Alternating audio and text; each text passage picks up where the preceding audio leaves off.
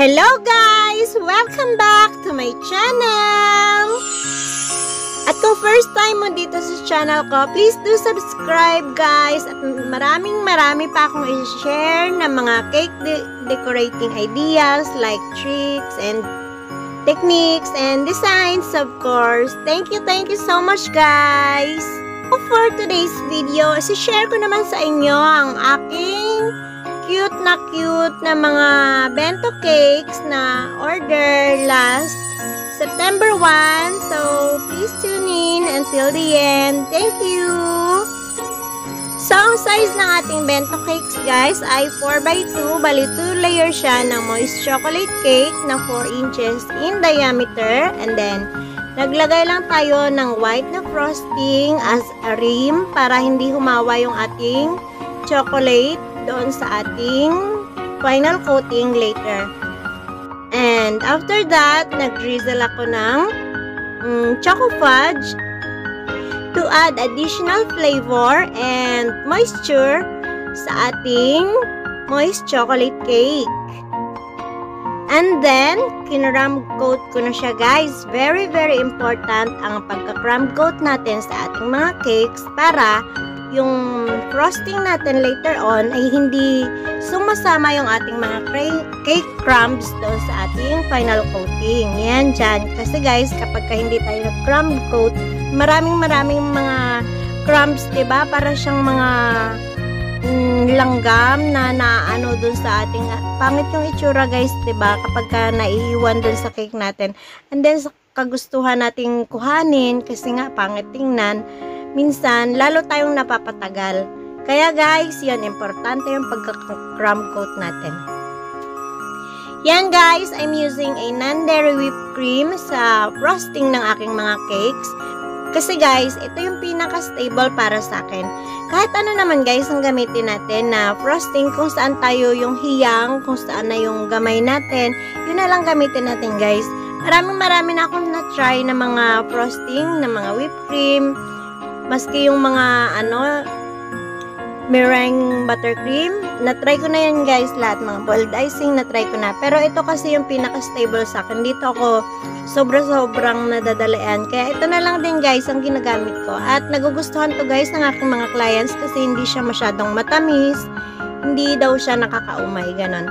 So yan, nagde-design tayo guys. Naglalagay ako dyan ng ating fondant. Whipped cream din yan guys. Whipped cream fondant na cigarette. Walang design na to guys ay yung parang stop smoking, yung ganun guys. So yan, sobrang simple lang nitong cake nito. Pero minsan guys, alam nyo, yung pinaka-simple, yung doon pa ako mas nahihirapan. Yan guys, nagdo-draw lang tayo ng circle dyan na red. Ayan. Kung mapapansin nyo, na siya. Pero uulitin ko yan para kumapal yung lines natin guys. Kung mapapansin nyo guys, yung red lines dyan ay red na red naman talaga. Ang gamit ko dyan guys na food color ay yung lang guys, yung Chef Master na gel. Konting-konti lang. Sobrang small amount lang din yung minix ko dyan. And then, nag-add ako ng yung sa airbrush guys, yung kulay pula. As in, sobrang pula niya talaga. As in, sobrang mabilis siya magpula. Kapag yun yung gamit ko guys, yung sa airbrush na food color natin. Bali, liquid yun siya guys. Saka, kapag nagsusulat pala tayo guys, pangit yung yung consistency na medyo siya, overmix, yung gano'n. Kailangan guys, siya, yung typeable siya, yung medyo malabnaw pag nagsusulat. Pero hindi sobrang labnaw kasi pag sobrang labnaw din, hindi ka makaka-form ng sulat. Although nakakasulat naman, pero hindi siya ganun ka-readable guys kasi kasi kumakalat siya, humahawa. Yan. Bali, ang order natin ngayon guys ay 1/2 lang yan. Bali, yung isa, floral, yun talaga yung pinaka-cake ng ate niya. And then, ito si baby girl ay nag-order ng parang less smoking ate, parang ganon. Yan. Thank you so much again, Miss Mendoza, for ordering this cakes. Thank you so much. God bless. Yan guys, sabi ko nga yesterday, medyo maganda ang pasok ng ating September kasi meron tayong mga nakaskeds. And honestly, today, September 3 ngayon, and my lower back are aching na. But it's okay guys, I'm happy. Sobra. Yun, medyo pagod na pagod. Dapat ano talaga to, nung September 1 ko ito na isi-set ng premiere, pero since may nakaset ako nung September 1 na yung barrel cake ko nung September 1 yan, kasi nagawa ko na siya, and then yung voice over ko doon ay may nakalagay na September 1, so ang hirap ng iset ulit, ang hirap na baguhin ng schedule, kaya inano ko na lang, ngayon ko na lang to. Anyways, okay lang naman yun guys, diba? Yung iba ko nga ina-upload, mga last month pa yan.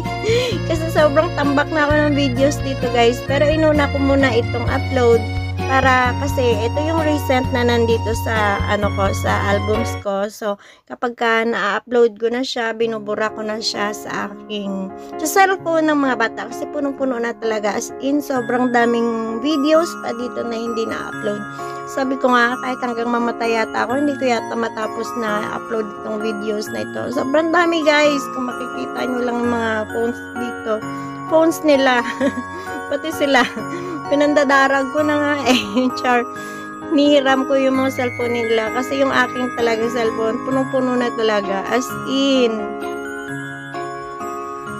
Yan guys, proceed naman tayo sa ating second bento cake natin. Bali, ito naman siya guys ay floral. Bali parang sunflower siya, no? Ganun lang. Napaka-simple lang din. And then, mas nadadalian ako dito compared dun sa una kanina. Kasi, first time ko yun gawin Ito kasi mga floral. At medyo, mas maraming ideas na pumapasok sa isip ko. Kapag ka pambabae guys, ewan ko ba?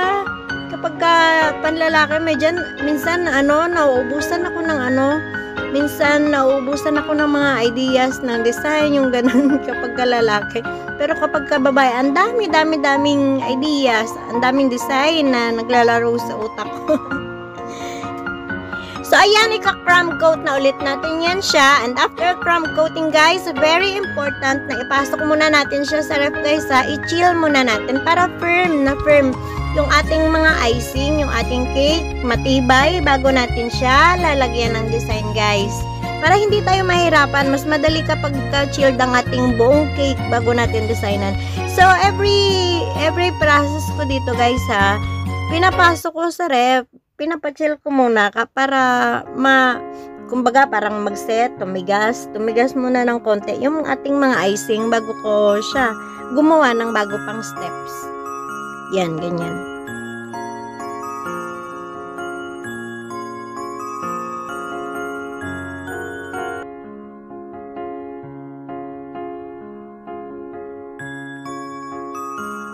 So, ayan, maglalagay tayo ng ating final coating. Sa final coating naman ito guys, kung mapapansin nyo, medyo madilaw yan siya. Kasi guys, nilagyan ko siya ng sobrang konting patak lang ng food color. As in, sobra lang.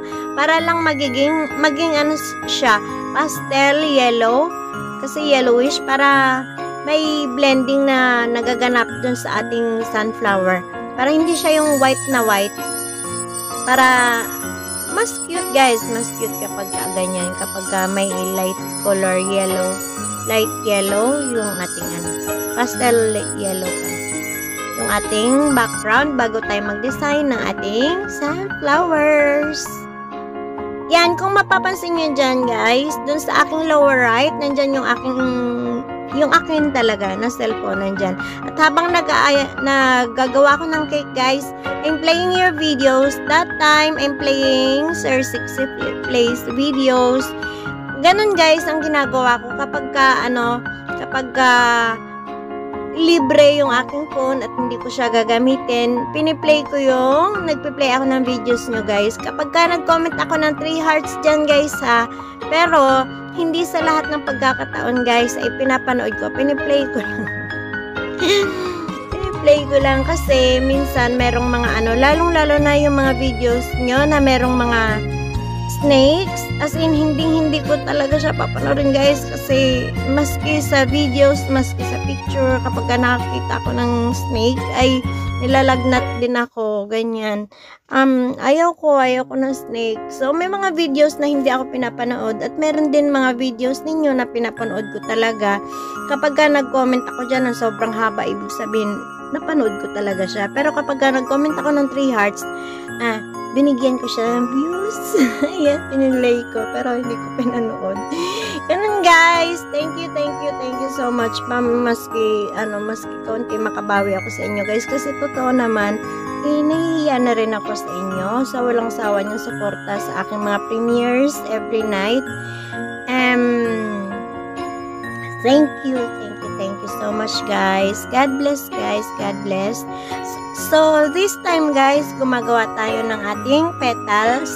Alang gamit ko dyan guys na piping tip ay yung leaf, yung pang dahon guys, yan yun. Parang yung gamit sa poinsettia bang tawag doon, yung bulaklak pag Pasko, yan yun guys. Pero ang color niya dyan ay medyo dark siya na yellow.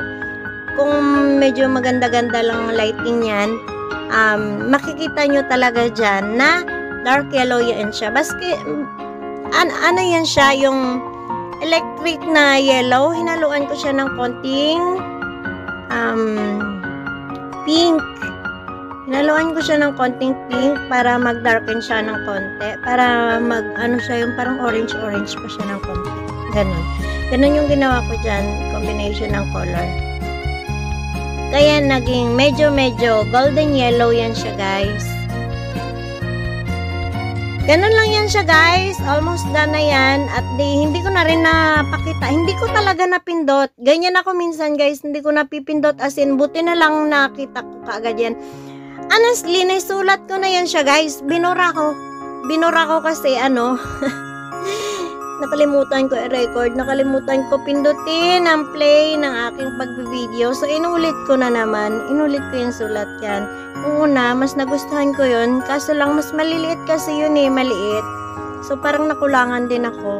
Kaya sabi ko, kaya nag-decide ako na ulitin na lang para din may video. Diba? Parang medyo mababang konti yung video ko.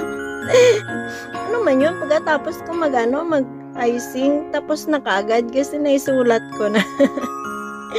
Ganun guys. Hindi talaga ako magaling sa calligraphy. Honestly, hindi talaga maganda yung sulat ko maski sa sa papel. So, ganyan lang. Yan na yung pinakamaganda ko. Ganyan na yung best ko sa time na yan.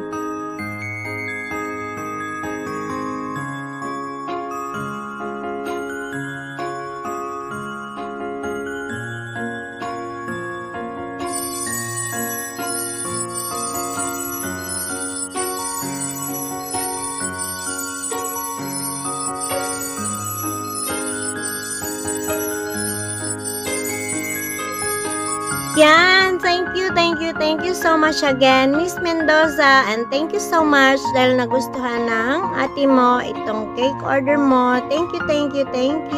God bless.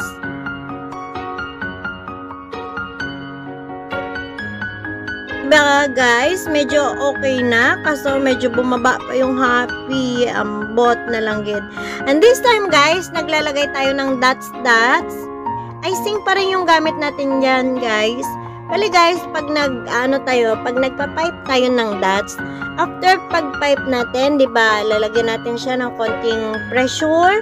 Pag ni-release natin, guys, dapat ikot-ikot natin yung kasi kapag hindi, guys, matulis yung ating dots. Matulis siya. Kaya kailangan iikot para bumitaw na yung mga icing. Ganon. Kaya iniikot-ikot yung dulo. Ganyan. Dati, hindi ko to alam, pero nanonood nga kasi ako. Nanonood ako ng mga kapag may vacant akong time, talagang nanonood ako ng mga cake decorating para mas marami pa akong matututunan. Kasi guys, ganun yun. Kapag sarado ang utak natin, as in, feeling natin pagkagaling-galing na natin. Mas magaling ako dyan, ganito, ganyan. As in, kung ganyan ang tingin mo sa sarili mo guys, at ganyan yung paniniwala mo talaga, wala ka ng improvement. Kung ano yung nagagawa mo, yun na lang at yun. Kasi, wala ka nang matututunan kasi hindi ka ready magtanggap ng bagong knowledge. Ganun. So, ako, hanggang ngayon, nanonood pa rin talaga ako ng mga tips and techniques at kung ano yung magustuhan ko doon. At kung ano yung bago kong natututunan doon sa mga napapanood ko, yun din yung mga sinishare ko sa inyo guys. Kasi, hindi naman lahat nakapanood ng aking napanood, diba? So, yan guys. Ganyan lang yun siya. Very simple, pero, yan, cute naman, diba? Palang gamit ko palang cigarette yan guys, ay yung whipped cream na fondant. Ginawa-gawa ko lang yun siya guys. Yung whipped cream na gamit ko dyan ay yung ano siya, whipped. Whipped, hinaluan ko siya ng konting glucose syrup and then icing sugar. Kaya nabuo siya na fondant. So, non-dairy pa rin maski yung ating fondant. So, guys, if you like this video, please hit the like button. Leave a comment and please share to your community, to your friends and your family. Thank you. And of course, guys, subscribe and please don't forget to hit the notification bell button for new updates, guys. Thank you so much, guys. Thank you. God bless, guys. Good night. Bye-bye.